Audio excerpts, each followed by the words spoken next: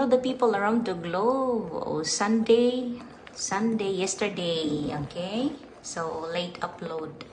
But anyway, this is our bonding. My daughter and I decided to watch the movies. And then, before we're waiting our time, we eat first our lunch. So, we have a shrimp and the beef crunchy, okay? So, we have a salad and a potato. We have a miso syrup. Kana miso syrup dai, correct me if I'm wrong, I'm not good in Japanese. Kana miso syrup dai, made na siya sa beans.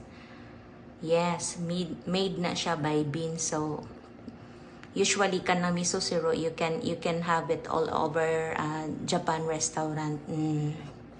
So the first bite is the shrimp. So lami ginag pinapaak dai, no? Ha, so yummy.